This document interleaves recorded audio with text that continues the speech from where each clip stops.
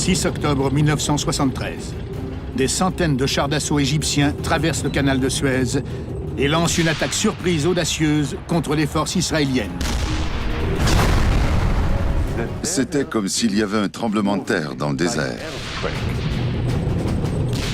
En réponse à la défaite humiliante de la guerre des 6 jours en 1967, l'Égypte mène l'assaut jusqu'au cœur du Sinaï. Il fallait reprendre par la force ce qui nous avait été enlevé par la force. Pris par surprise et près de 5 fois inférieurs en nombre, les Israéliens doivent lutter désespérément pour leur survie. Ce n'était plus l'armée égyptienne qu'ils ont connue. Le réveil a été très brutal. 2 grandes forces blindées s'affrontent dans une bataille épique de 18 jours où se joue une fois de plus le destin du Moyen-Orient. La retraite était inacceptable. C'était la victoire ou la mort.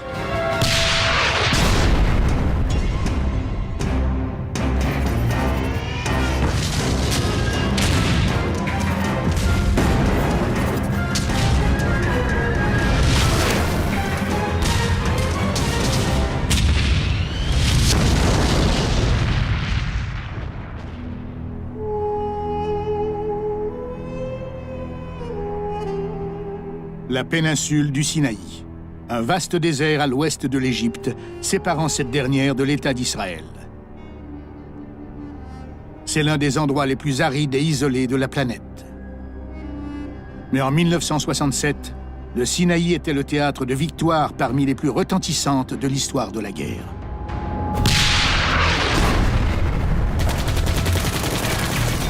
Le 5 juin 1967, Israël lance une attaque préventive contre les forces égyptiennes positionnées le long de ses frontières. Les Égyptiens sont totalement pris au dépourvu.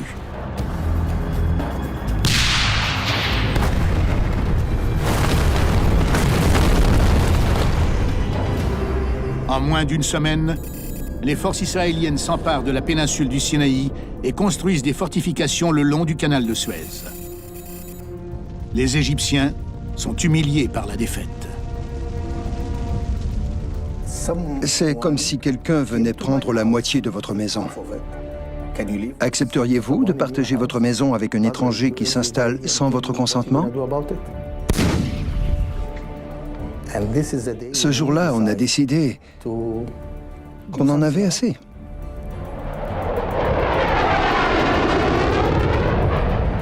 Dès la fin de la guerre de 1967, le président égyptien Gamal Abdel Nasser entreprend la reconstruction de son armée vaincue. L'Égypte a rebâti son armée en 6 ans. 6 ans d'entraînement intensif et de restructuration militaire.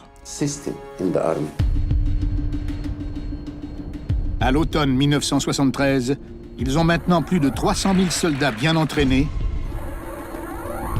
2000 pièces d'artillerie et 2400 chars d'assaut. Mais à eux seuls, les hommes et les armes ne sont pas suffisants pour venir à bout des Israéliens aguerris. Les Égyptiens savaient qu'ils devaient prendre les Israéliens par surprise. Alors ils ont développé un des plus remarquables subterfuges des 100 dernières années. Ils ont entraîné leurs soldats le long du canal. Durant leurs exercices, ils traversaient le canal et reprenaient la même manœuvre encore et encore. Avec le temps, les Israéliens se sont habitués à les voir traverser. Ils faisaient partie du décor. Les Israéliens en position défensive prennent des airs de suffisance. Ils ne considèrent plus les Égyptiens comme une réelle menace. Après leur fameuse victoire de la guerre des 6 jours, l'armée israélienne est devenue arrogante. Ils avaient cette fausse impression que les Égyptiens, et les Arabes en général, ne savaient pas se battre et qu'ils ne pourraient jamais gagner. En octobre 1973, pour défendre ces 200 km de front au Sinaï, les forces israéliennes affectent seulement 18 000 soldats, 100 pièces d'artillerie et moins de 300 chars d'assaut. Cette minuscule force de défense n'est absolument pas prête pour le combat. Le 6 octobre 1973, les Égyptiens et leurs alliés syriens lancent une offensive massive sur 2 fronts contre Israël.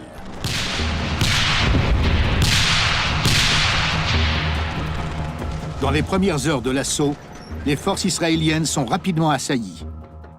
Sur le front nord, un grand nombre de blindés font leur avancée dans le plateau du Golan. Et sur le front sud, au Sinaï, la situation est encore plus désespérée pour les Israéliens. Ma brigade était la seule unité cantonnée le long des 200 km de front au canal de Suez.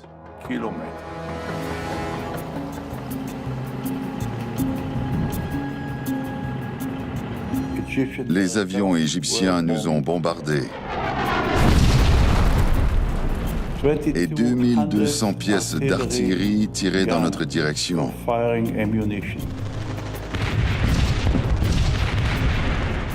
C'était comme s'il y avait un tremblement de terre dans le désert. Je n'avais que 88 chars. Les Égyptiens traversaient le canal de Suez avec 850 chars d'assaut. Les nombreux blindés que doivent affronter Reshef et ses hommes sont des chars soviétiques T-55.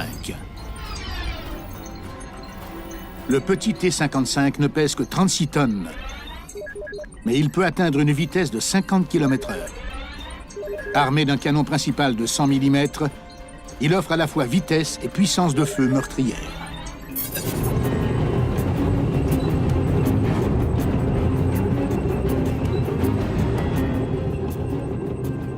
On a rapidement subi des pertes.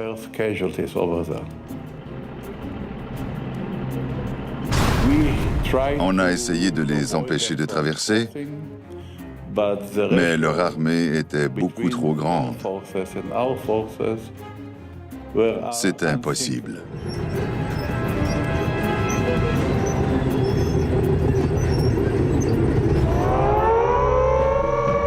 En réponse à l'attaque, Israël déploie ses forces aériennes pour écraser l'envahisseur égyptien. Les Israéliens pouvaient toujours compter sur une frappe aérienne rapide et efficace. Alors le premier défi des Égyptiens était de trouver un moyen d'éliminer les possibilités de frappe aérienne. La réponse était les missiles surface-air et la création de ce qu'on a appelé le mur de missiles. Après seulement 2 jours, les Israéliens avaient déjà perdu plus du tiers de leurs avions. Alors ils ont décidé de mettre fin aux frappes aériennes. Une fois les forces aériennes neutralisées, les Égyptiens peuvent enclencher la phase la plus périlleuse de leur opération, franchir le canal de Suez. Dès qu'on a vu le canal, on a eu les larmes aux yeux.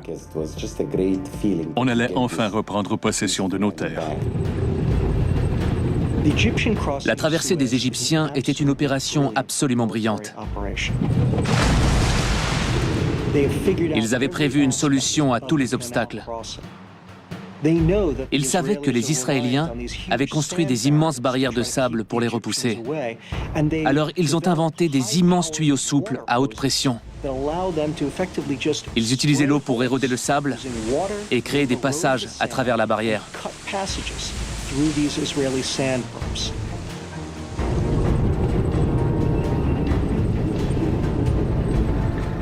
L'opération égyptienne se déroule comme prévu. Dans les 18 premières heures de l'attaque, 90 000 soldats et 850 chars d'assaut traversent le canal de Suez. À la fin de la journée, les Égyptiens franchissent jusqu'à 8 km dans le Sinaï. Seulement 200 chars d'assaut israéliens les séparent des anciennes frontières israéliennes. La plupart de ces chars arrivent tout juste sur le champ de bataille en tant que compagnie blindée de réserve. La réserve de blindés israélienne est arrivée dans le Sinaï pour faire ce qu'elle sait faire de mieux, contre-attaquer. Mais cette fois-ci, le réveil a été très brutal.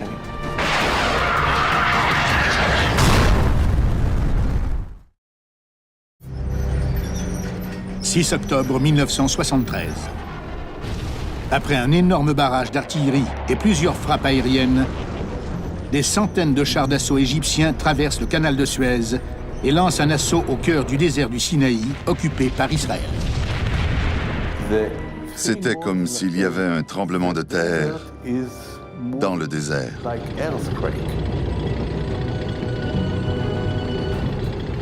Les Égyptiens prennent par surprise et écartent facilement la petite unité de soldats israéliens affectés à la défense du front de 200 km. À la tombée du jour, ils ont déjà franchi 8 km dans le Sinaï. Pour freiner l'invasion égyptienne, Israël déploie ses unités de réserve blindées. Le 8 octobre, ils sont prêts à répliquer. La réserve de blindés israélienne est arrivée dans le Sinaï pour faire ce qu'elle sait faire de mieux, contre-attaquer.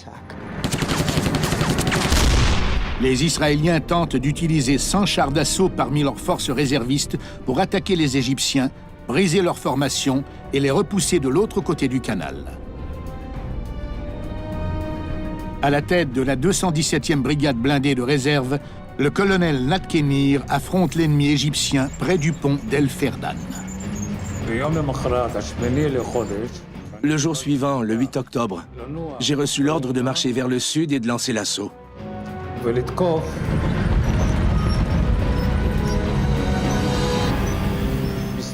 À ma gauche, une autre brigade devait se joindre à nous. Mais quand on est arrivé près d'El Ferdan, il n'y avait personne à ma gauche.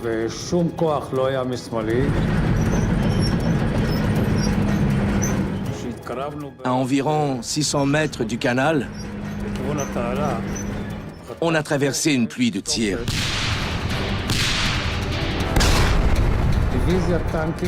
Une division de chars d'assaut et d'infanterie était déjà rendue de notre côté du canal.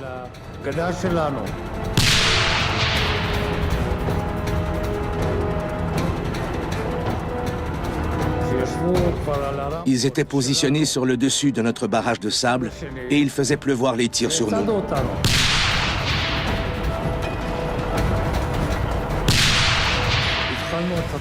On a lancé l'attaque sans appui d'artillerie.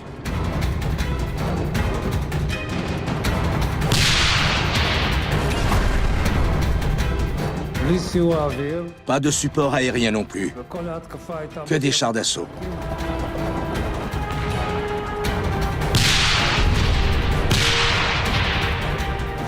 C'est là qu'on a appris que les Égyptiens avaient des milliers de missiles Sager.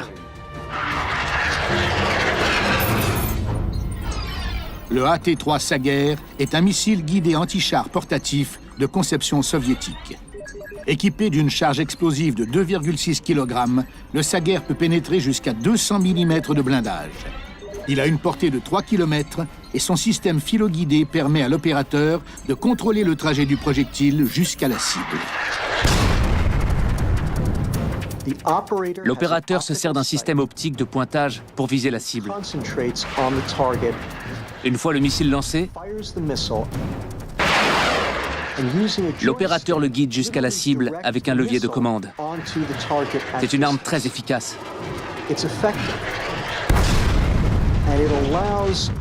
Elle a permis aux Égyptiens d'obtenir un excellent taux de frappe.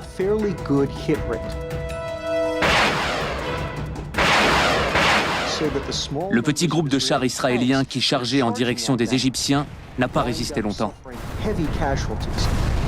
Ils ont souffert des pertes beaucoup plus lourdes que prévu. Ils ont attaqué mon bataillon presque uniquement avec des missiles Sager.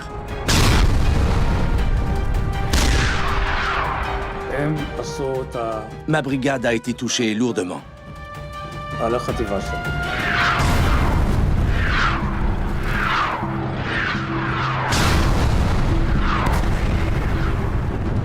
J'ai donné l'ordre de se replier. C'est la seule fois de toute ma vie que j'ai donné cet ordre.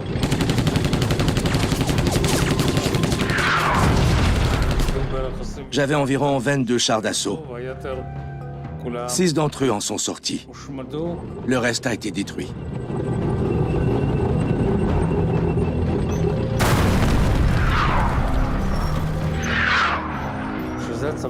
Cette armée ne ressemblait en rien à celle que j'avais combattue durant la guerre des 6 jours.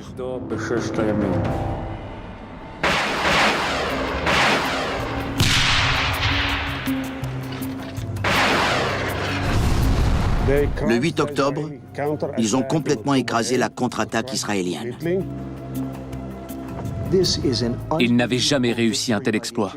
C'était une incroyable victoire pour les Égyptiens et tout un revirement de situation pour les Israéliens. Le 8 octobre, à la tombée de la nuit, les forces égyptiennes élargissent leur tête de pont de 10 km dans le Sinaï. L'ampleur et la férocité de leur attaque repoussent la plupart des troupes israéliennes, mais quelques-unes se retrouvent coincées derrière les lignes égyptiennes. On ne pouvait pas les abandonner. On a décidé d'aider nos soldats à évacuer leur position le long du canal de Suez.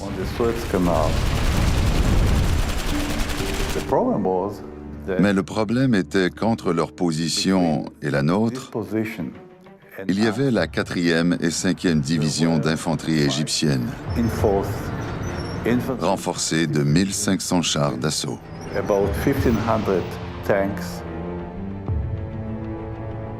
On était en chemin. J'étais à la gauche et Shaul était à ma droite. Quand on s'est approché, les Égyptiens ont ouvert le feu. C'étaient des missiles Sager. Je les voyais s'approcher de mon char. C'était comme des boules de feu lancées dans ma direction. Je les laissais approcher et je changeais de direction à la dernière minute. J'étais sain et sauf. Mon char était couvert des fils de Sager.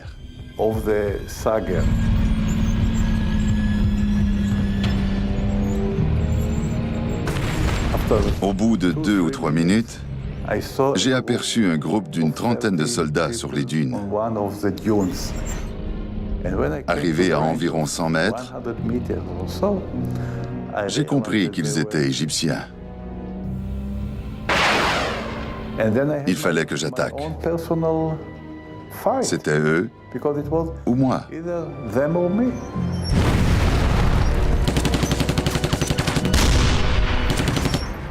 J'ai utilisé la mitrailleuse et des grenades. Finalement, j'ai dû les écraser sous mon char.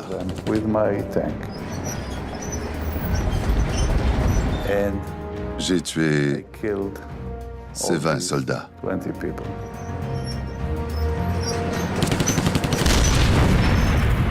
C'est là que j'ai remarqué que j'étais seul. Avec mes jumelles, j'ai aperçu un monstre au loin. Je voyais un canon et une chose non définie sur le dessus.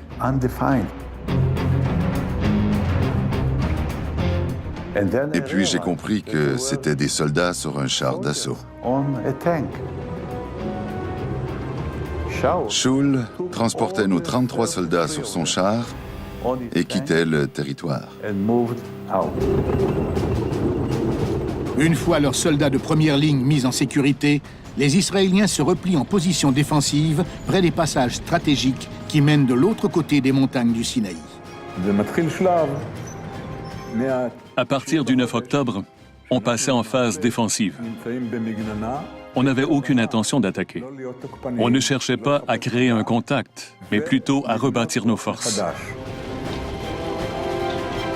Pendant que les Israéliens reprennent des forces, les Égyptiens préparent une énorme offensive blindée dans l'espoir de chasser leur ennemi du Sinaï une bonne fois pour toutes.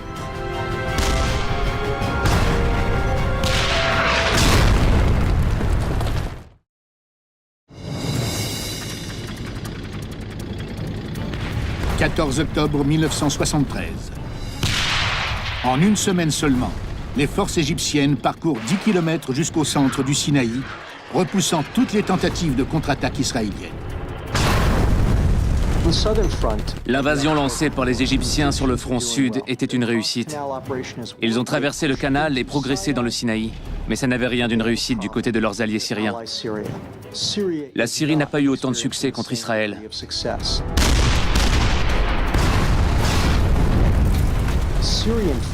Les forces israéliennes ont empêché la prise du Golan et elles ont écrasé l'armée syrienne.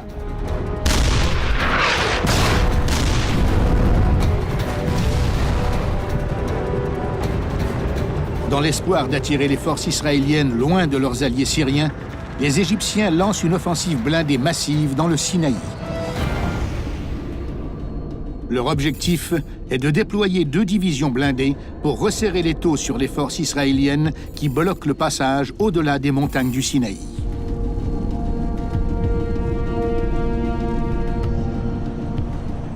Au lever du jour, le 14 octobre, 1000 chars d'assaut égyptiens font leur avancée vers les lignes israéliennes. Le 14 octobre, les Égyptiens ont repris leur offensive. Mais leur attaque était à l'antipode du savoir-faire qu'ils avaient démontré du 6 au 9 octobre.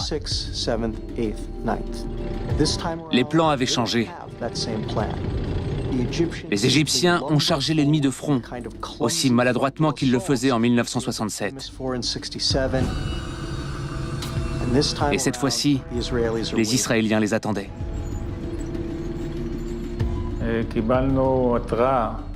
On nous avait averti que le 14 octobre, la 21e division blindée égyptienne traverserait le canal et essaierait de s'emparer du territoire.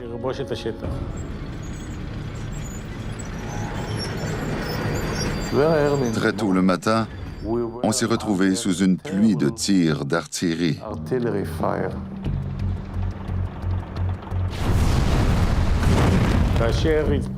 Dès que la fumée s'est dissipée, les premiers chars de la brigade ennemie s'avançaient déjà sur nous. On savait qu'ils attaqueraient. On était prêts.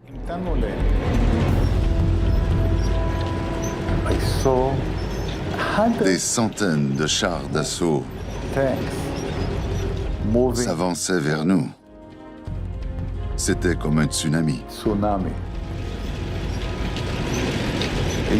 En regardant cette énorme vague devant moi, je me suis dit, on ne pourra pas les arrêter.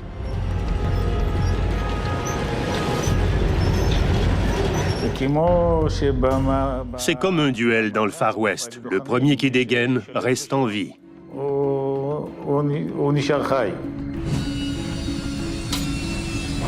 On s'est tous placés en position de tir.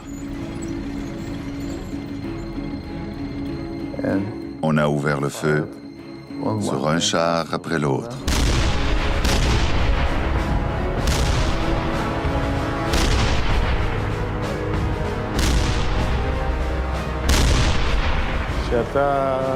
Tous nos chars étaient camouflés sur la colline. On ne voyait que les canons.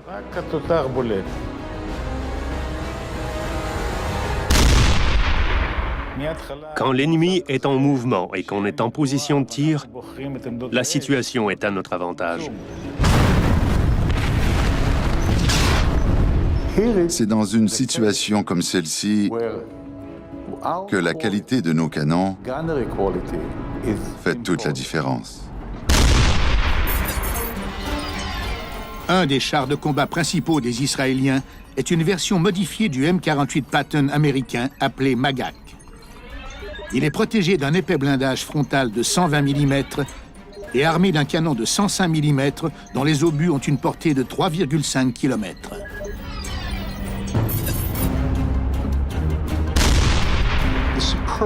Les excellents canons utilisés par les Israéliens dans le Sinaï leur permettaient d'atteindre et de détruire les cibles plus facilement.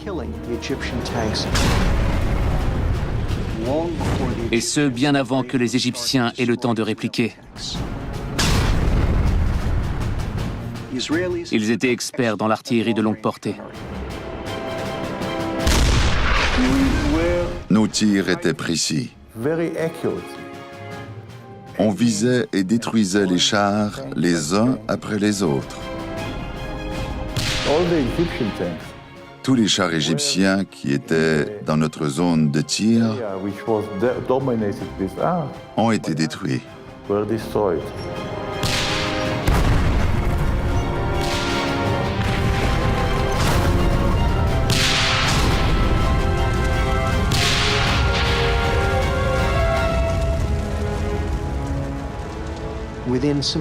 En quelques heures seulement, l'attaque égyptienne a été complètement démantelée. Ce jour-là, ils ont perdu 250 chars d'assaut. Pour la première fois, on avait l'impression qu'on pouvait gagner. Pour les Égyptiens, le rêve de la victoire cède la place à la réalité de la défaite. Sadat ordonne le retrait en position défensive de ses divisions blindées. Mais ces positions sont vulnérables. En les assignant, les Égyptiens ont ignoré une ouverture menaçante entre leur deuxième armée et le grand lac Amer. Israël était maintenant prêt à prendre l'offensive. Ils ont utilisé les renseignements qu'ils ont reçus à propos de cette ouverture pour planifier leur contre-offensive. Le plan des Israéliens était de traverser le canal, de se positionner derrière les lignes égyptiennes et de déchirer leur formation de l'intérieur. «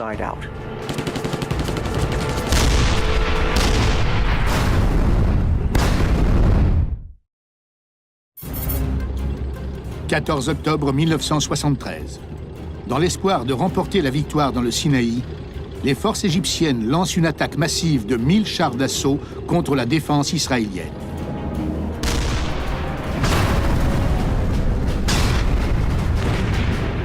Mais en moins d'une journée, les forces israéliennes détruisent 260 de leurs véhicules et les forcent à se replier vers le canal de Suez.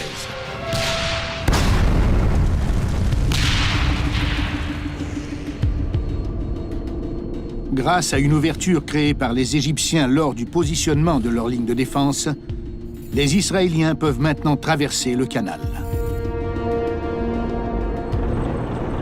Le plan des Israéliens était de traverser le canal, de se positionner derrière les lignes égyptiennes et de déchirer leur formation de l'intérieur.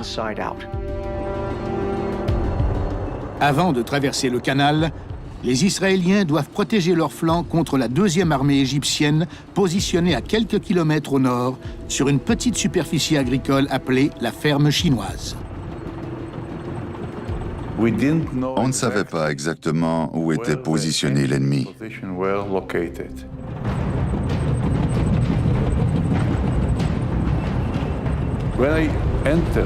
Quand je suis arrivé dans la région au nord de la ferme chinoise, j'ai compris que j'étais en enfer.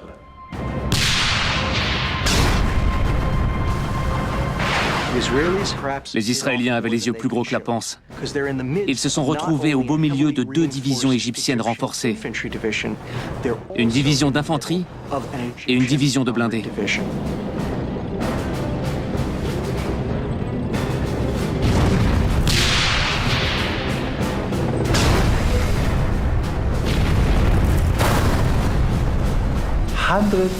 Des centaines de soldats égyptiens ont ouvert le feu. Ils avaient des chars d'assaut, des missiles anti-chars. Ça bougeait dans tous les sens. Je me battais contre 2 divisions.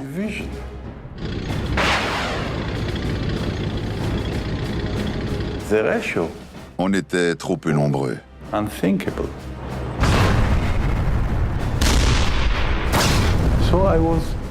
Je me servais de la mitrailleuse, des grenades et du canon. Je savais que j'étais en enfer.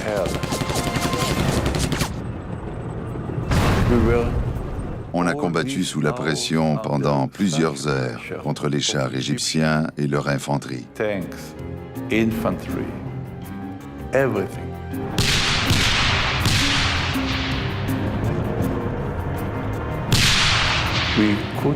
Des vagues de chars d'assaut venaient reprendre possession des positions qu'on venait de leur prendre.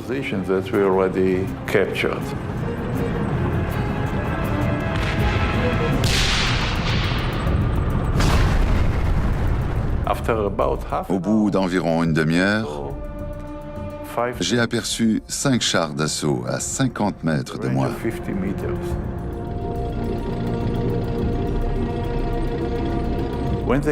Rendu à 30 mètres,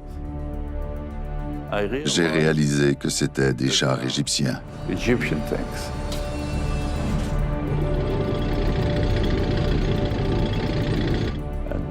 On a tiré 5 obus à très grande vitesse.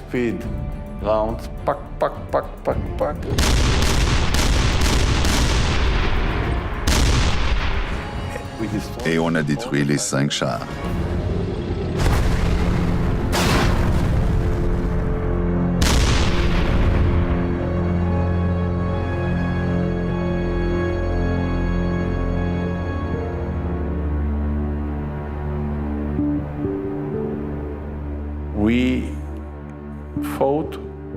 On s'est battu toute la nuit contre les unités et les chars d'assaut égyptiens.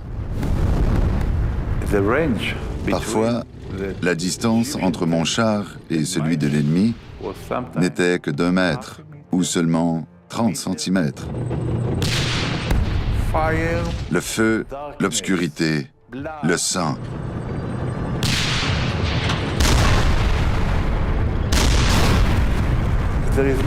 Il n'y a pas d'autre mot pour le décrire. C'était l'enfer sur Terre.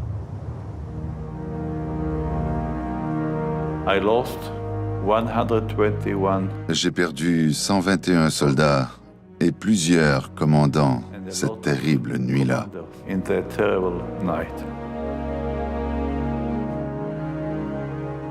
La bataille de la ferme chinoise s'étale sur 3 jours. À la fin du combat, le champ de bataille est couvert des débris de centaines de chars d'assaut israéliens et égyptiens.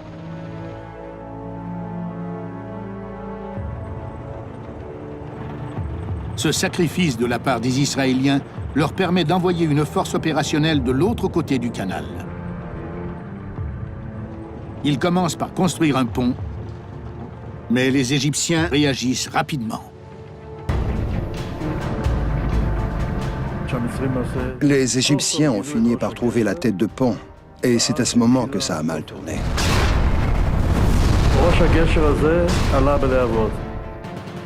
La tête de pont brûlait. Tout était en feu.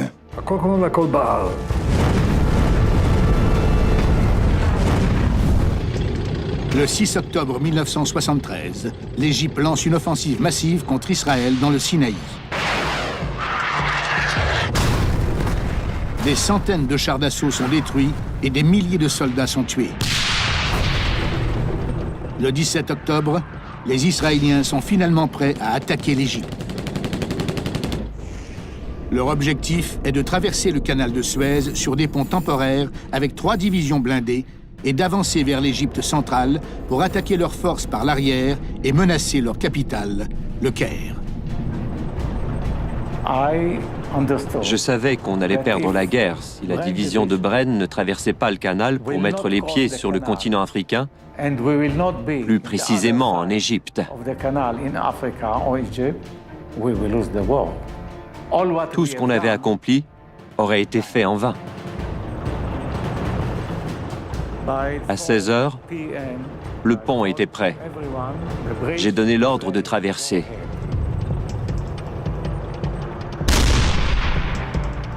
Les Égyptiens étaient sous le choc. Quand ils ont finalement compris ce qui se passait, il fallait faire vite. Les Égyptiens ont fini par trouver la tête de pont, et c'est à ce moment que ça a mal tourné.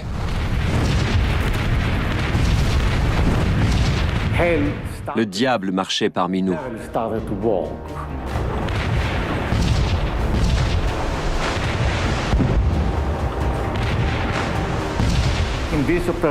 On a perdu plus de 100 hommes durant cette opération. On avançait sous les tirs constants.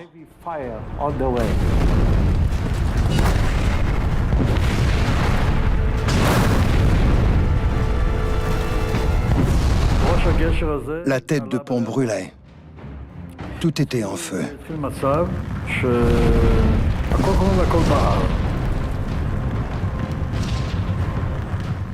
Les soldats étaient enterrés vivants par le barrage d'artillerie.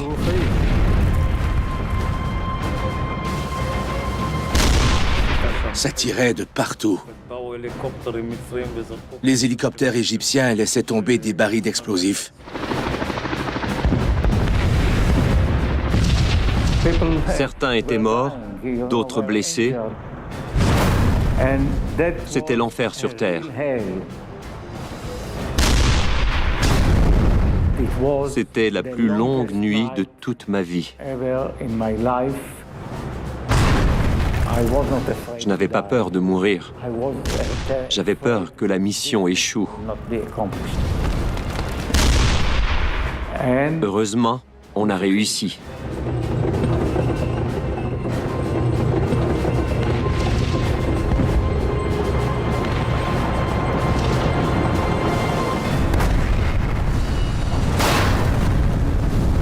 Les Égyptiens réagissent à la présence des chars israéliens sur la rive ouest de façon immédiate et sans compromis.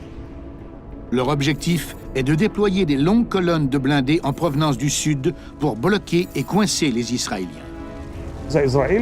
Les Israéliens étaient pris entre deux armées égyptiennes sur une distance d'environ 50 à 60 km. Ils étaient très vulnérables aux attaques. L'Égypte déploie sa troupe d'élite, la 25e brigade blindée. 100 chars de conception soviétique parmi les plus modernes qui ont pour mission d'attaquer les arrières vulnérables de la tête de pont israélienne.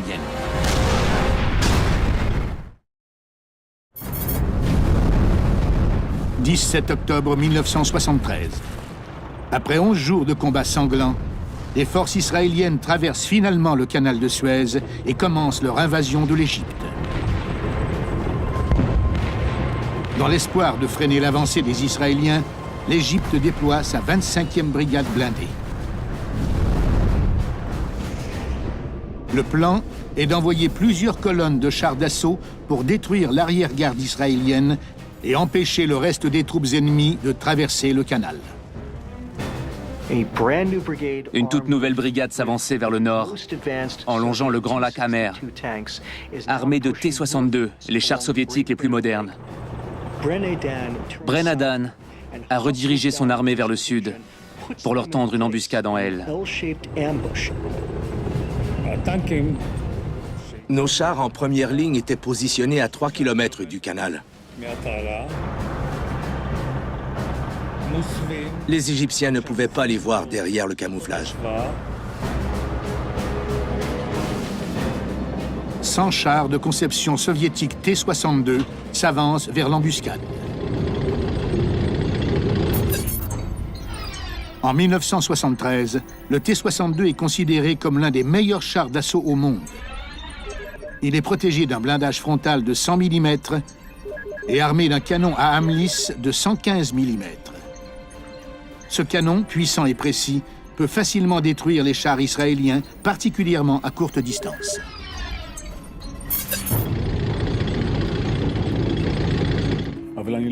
Je voulais que mes hommes restent invisibles pour laisser entrer le plus d'Égyptiens possible dans la zone de destruction. Dès que toute la brigade égyptienne était à portée de tir, j'ai donné l'ordre d'ouvrir le feu.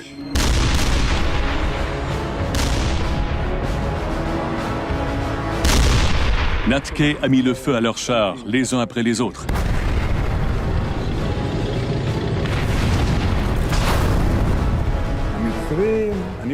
J'observais la scène et je voyais que les Égyptiens essayaient de contre-attaquer, mais ils n'y arrivaient pas.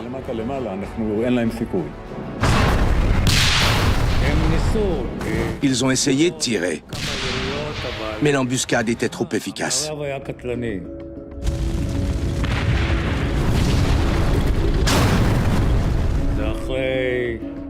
Au bout de 2 heures, les quelques chars encore opérationnels s'enfuyaient. C'était le chaos. En fuyant vers le Grand Lac Amer, ils se sont retrouvés dans un champ de mines.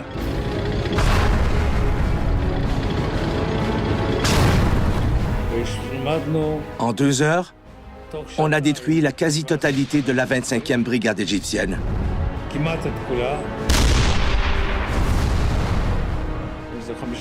Seulement 5 chars ont réussi à s'enfuir.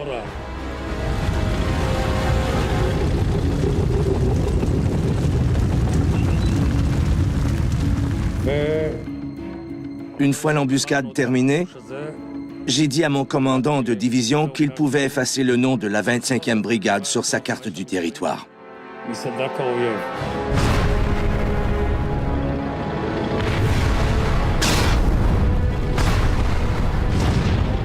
Avec la destruction de la 25e brigade, les Égyptiens perdent tout espoir de freiner l'avancée des Israéliens sur leur territoire. Le lendemain matin, les Israéliens ont déjà accumulé près de 200 chars d'assaut à l'ouest du canal de Suez. Le 24 octobre, les Israéliens se rendent à moins de 100 km du Caire et encerclent la 3e armée égyptienne.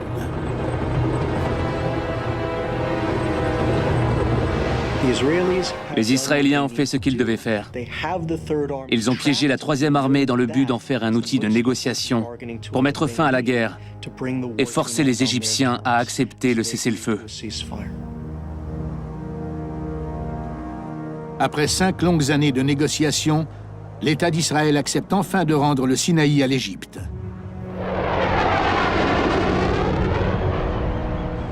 Pour les Égyptiens, c'est une grande victoire.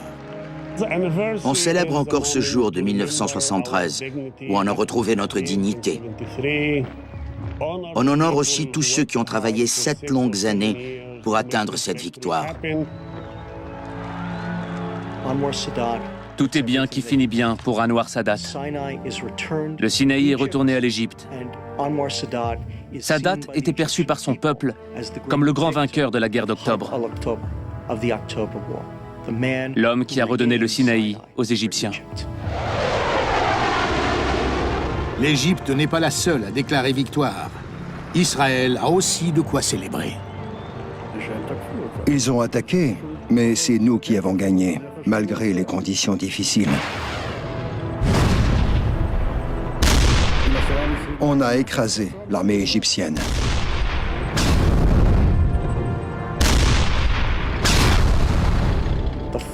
Pour Israël, la guerre de 1973 était une victoire, mais c'était aussi un traumatisme.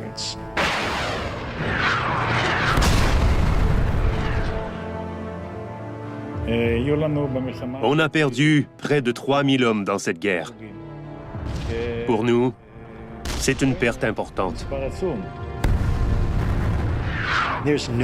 Après 1973, aucun Israélien n'aurait voulu recommencer l'expérience.